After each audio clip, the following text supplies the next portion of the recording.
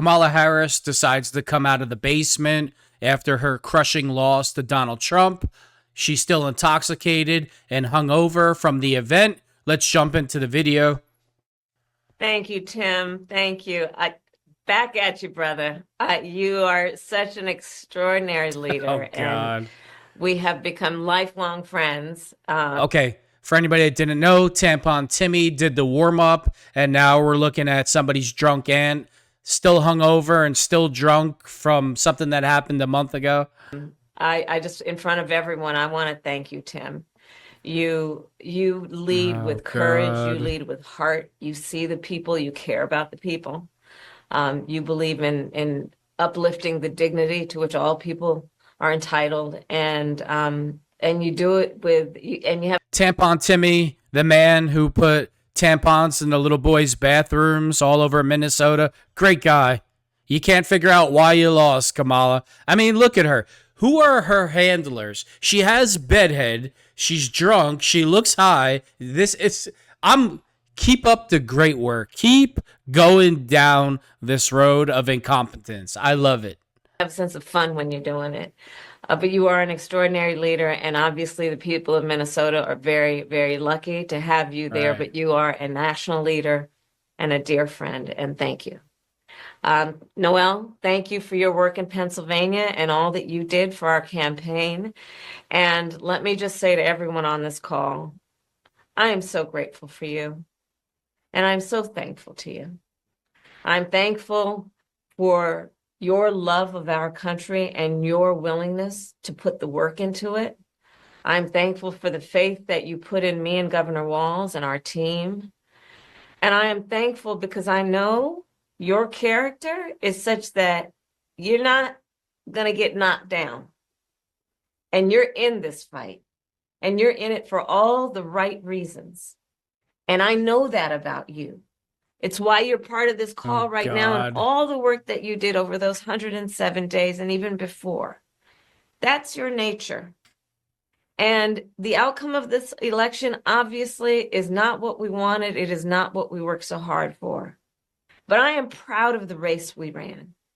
And your role in this was Kamala, if you're really proud of the race that you ran, first of all, you hid for about 2 months. You wouldn't go on the biggest podcast in America, Joe Rogan's podcast, and he even said you didn't have to talk about your policies. He just wanted to get to know you as a person, and you declined.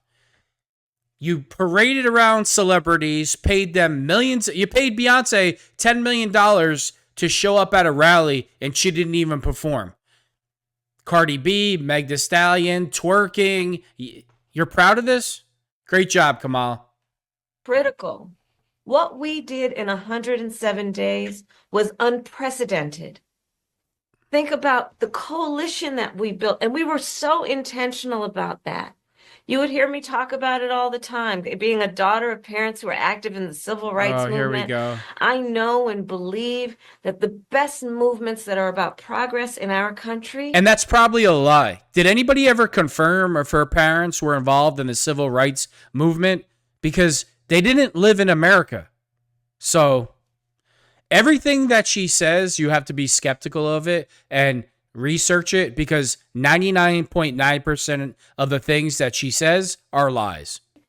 Mean that it's leaders that we are dedicated to the coalition, to bringing people together that seemingly have nothing in common, but have everything in common. A coalition where we bring people together based on a deep love of our country and our understanding that the strength of our country will be a function of our willingness to put in the work, and that we will do that work with a sense of joy, yes, with a sense of work ethic and understanding it's going to be hard. She is so full of you know what. This lady hasn't worked hard a day in her life. Joe Biden tells you the reason why he picked her. I mean, that should say it all. But it's good work. It's good work to be engaged in a collective fight for America's future.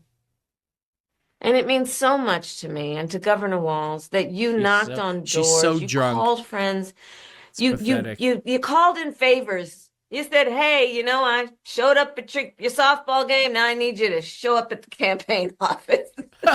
You put in the time. It was personal for you. And you gave all that you could to support our campaign. Because of your efforts, get this, we raised an historic $1.4 billion, almost $1.5 billion I'm glad you brought that from up. grassroots. I'm glad she brought that up. She raised $1.4 billion, spent it all, and now she's $20 million in debt, asking people who donated to her campaign for more money. What did you do with you spent $1.4 billion and still couldn't win because you had no plan. It's not the money. You didn't lose because of your race or your color or your gender. You lost because you have no plan. You couldn't articulate your plan. You couldn't even sit down and have a conversation. You couldn't even sit down in a live audience and say, go ahead, ask me any question you want, and go from there. It was all scripted, just like your life. Supporters alone, the most in presidential campaign history. Nearly 8 million donors contributed an average donation of about $56 to fuel our people-powered campaign. And understand that the work that we did included the work that so many of you here did, which is to talk to first-time voters. Many of you are first-time voters. And to talk about how being involved can make a difference. And that remains true. And that's one of the pieces that I just want us to please take away, that our fight for freedom and for opportunity and for the promise of America, it included, for example. What do you mean your fight for freedom? Like, who is oppressing you or your voters? Are they not free? I'm confused. I'm really confused. Our fight for freedom. Freedom. What are you talking about? Who's not free in your party? I mean, Democrats seem to be doing whatever they want with any consequences. That's not free? Nearly almost 4 million first-time contributors to our campaign because of the work you did of helping people know that they can be engaged and that they're not outside, that they're inside, that we're all in this together. Oh, God. And that work continues. The work must continue of reminding. Who let this lady go on TV to give this interview?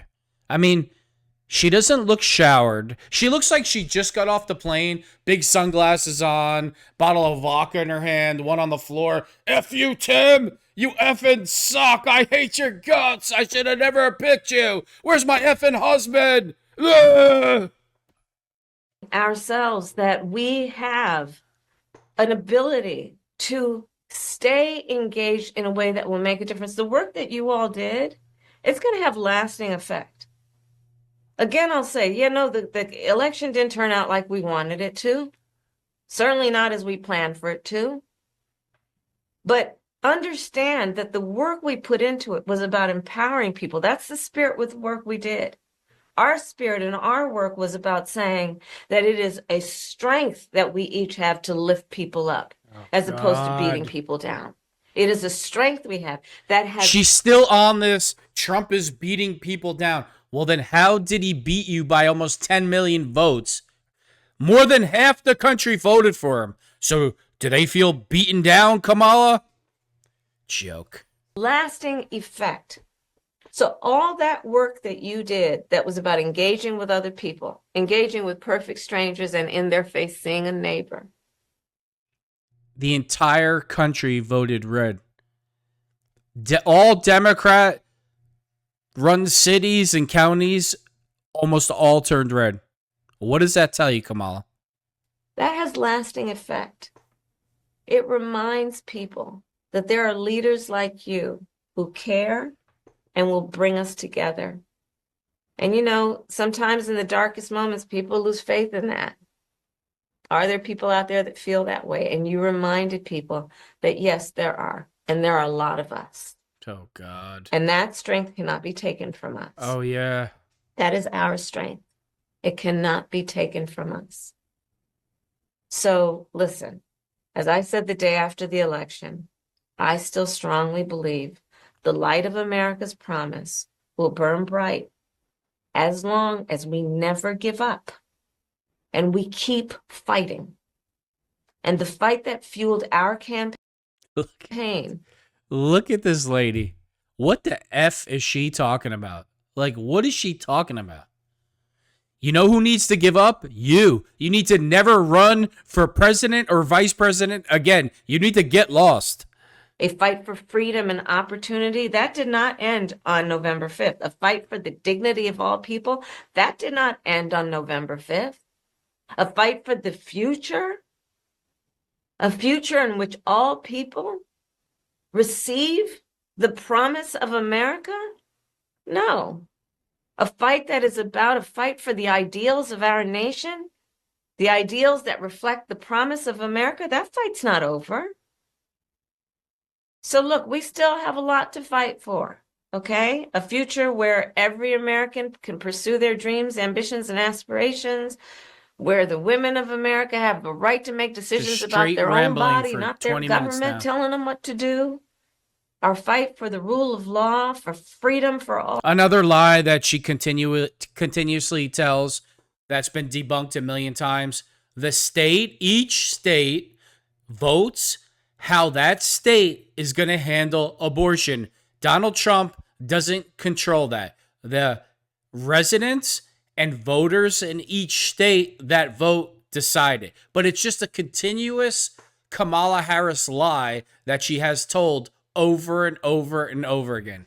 All for equal justice, for the sacred principle that everyone, no matter where they start out, has certain fundamental rights and freedoms that must be upheld.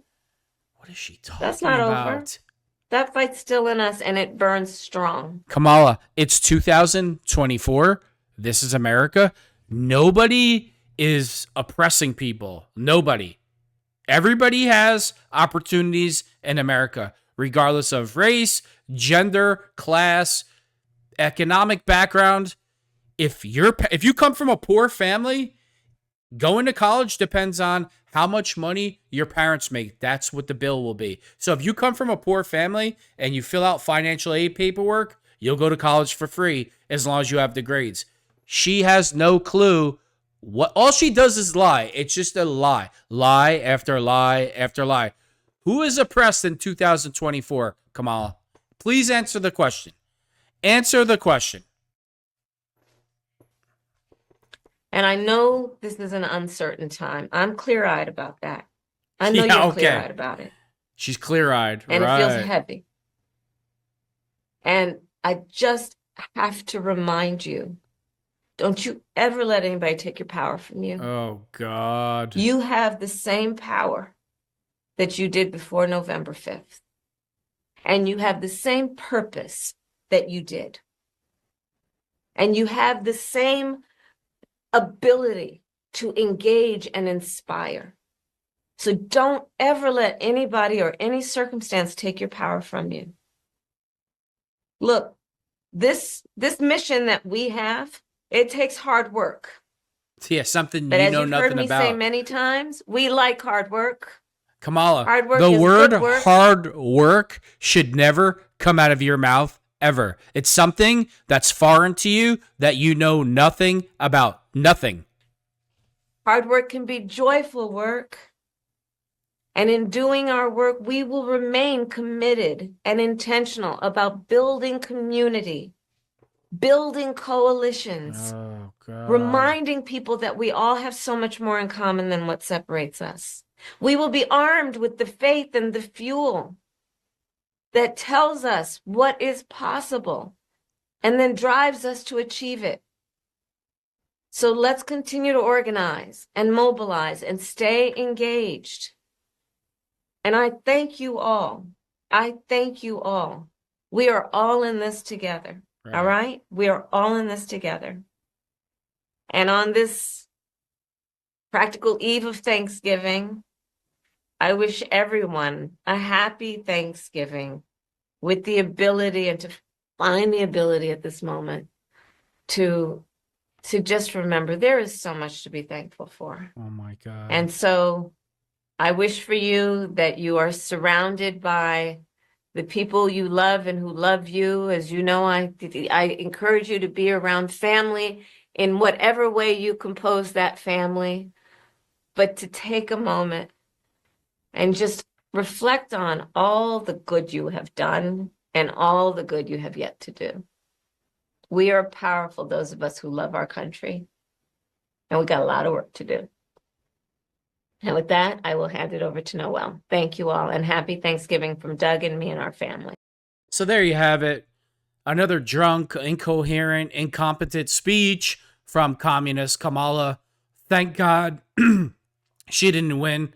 It's downright scary that a person as incompetent, drunk, makes completely no sense at all, had a chance to beat Donald Trump. It just shows you, if you're a Republican or an outside party, you're running against a machine when you run against Democrats. You're running against a communist leadership or a communist machine that will stop at nothing to retain power or gain power. How could anybody give that individual $1 billion to run for president, and she can't even put together a coherent sentence, a coherent, sober sentence? No plan. All we will hear for the next 4 years is that Kamala lost because of her race, her gender, that, men are misogynists, and every stupid excuse on the planet that you can think of, instead of Kamala lost because she's incompetent.